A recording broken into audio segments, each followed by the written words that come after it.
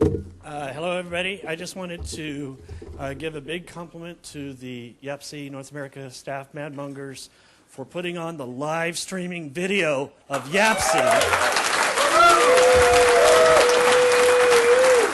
and making sure that what we experience here can be shared with everybody around the world. And I've seen on IRC and everybody else, people are watching. Thank you.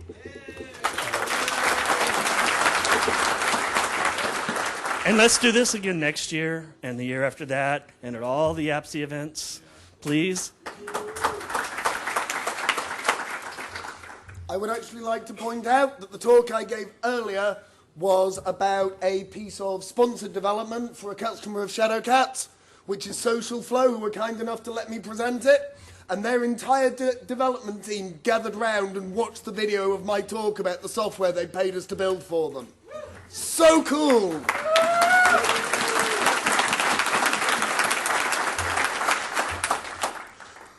This is the end of everything. So, I happen to do quite a lot of supporting people. You go, oh, bloody thing.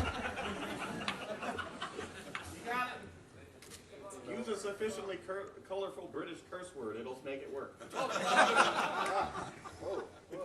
There we go. So, this is the end of everything. I happen to hang out quite a lot on Freenode hash Perl, helping people do things, which allows me to discover all sorts of interesting things that new people to Perl are trying to deal with, and so on and so forth, and actually getting an idea of what problems people are striking. And one of the things that always happens is people say, but I can't use CPAN when we recommend modules to them. Oh my God, I hate this so much. I mean, I can deal with a fair amount of dirt, but the refusal to use CPAN? Perl 5 is a virtual machine. CPAN is the language. The urge to end them is rising. There's only one thing to do, which is to go, why? Why do you think you can't use CPAN? I go, I'm not root.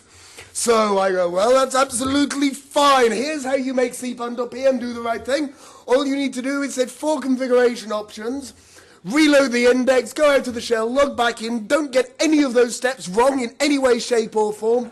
Upgrade your version of module build, because Schwer changed the directory paths, so if you got one before 0.38, it all breaks when you upgrade past it. The new paths, by the way, are better, and that was years ago. And I'm not actually really complaining about that, but oh my God, when you get to the point of 20 minutes later, and they've still not got a module installed. So I wrote local lib, which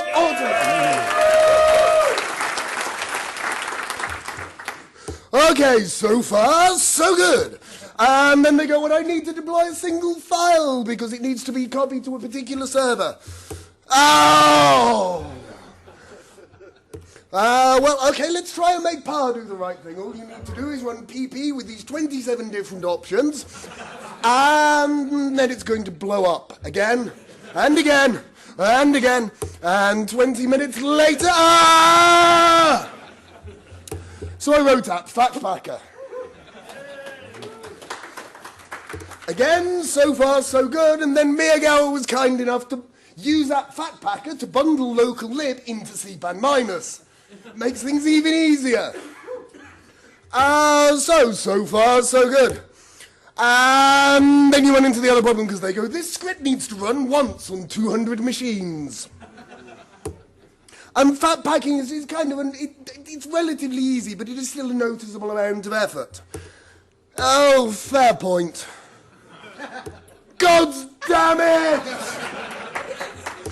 Okay, well, scrabble about. There's got to be a plan B to this.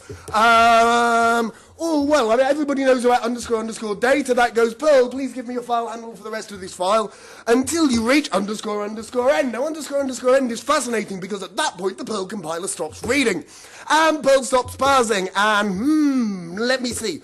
If you invoke Perl dash, then it's reading the script from stdin. But when it hits __ end, stdin stays open. And that's where it starts getting interesting. That means that I can use a fat-packed bootstrap do an open to another machine, SSH to the host, invoke Perl dash, print the fat-packed version of the bootstrap code, and then print __ end. And now I've got stood in and stood out to do my bidding for whatever that fat-packed script is doing. Well, okay, what about communications? Communications back and forth? Well, you know, lines of JSON on the wire, because I am stuffed if I am inventing a protocol. This is enough of a yak I'm shaving already here, yes? And so you can do something like JSON new, and it's got this lovely API for filter JSON single key object. So if it gets a hash ref that basically just contains a key of remote object and an ID, it can take the ID and inflate it to a remote object. And what you're actually doing is inflating it to a local proxy that calls the remote object. And that's easy. It's just a proxy object with autoload. Autoload is the least scary thing here. And then, you know, you call it, you grab into your remote. Obviously, you can't actually use a method for that. I have to use the bare hash ref because I'm using an autoload to proxy all method calls across the wire.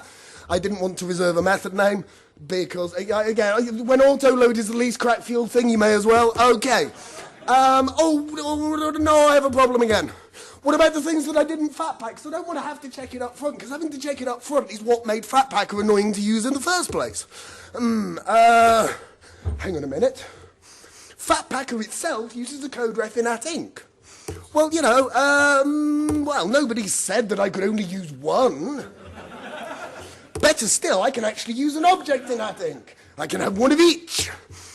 So my object looks something like this, and it has an inc method, which has to be declared with a fully qualified name, because the inc glob is normally forced into main so that you get %inc and @inc in all of your files.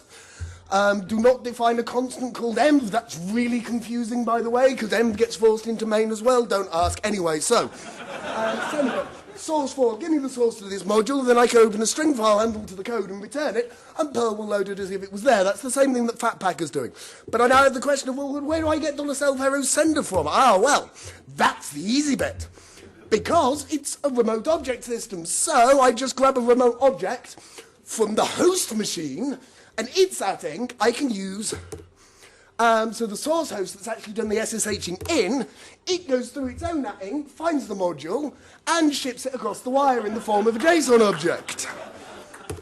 And then to add a little sugar on top, although by this stage, just because it's sweet, if it tastes of cyanide, it might taste of almonds, it might be syntactic cyanide. Man, I screwed that joke up, never mind. But you can define a method called new : on. So that takes a $on, which is either a connection string or an already open object remote connection. And then you say new remote, I want an object of this class. And because new : on is a fully qualified method name, the method resolution is done against the package new, so you don't actually have to have loaded the class already in your local script. You can just do some random class name, arrow new : on, and that's all great. So, cool, okay. Ooh, I just had a thought.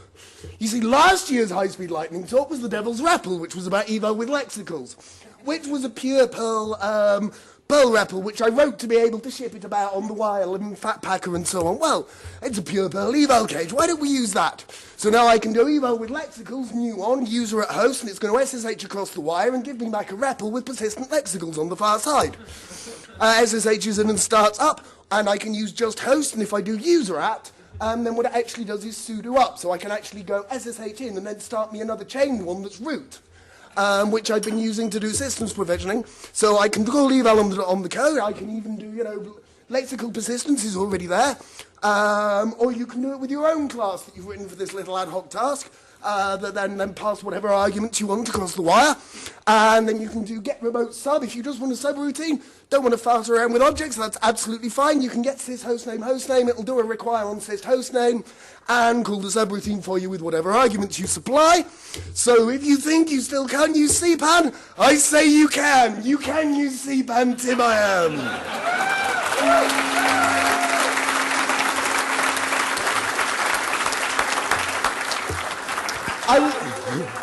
I will be shipping it next week. Just please let's not mention Win32 and especially not Micro Perl on the Nintendo DS. Thank you very much.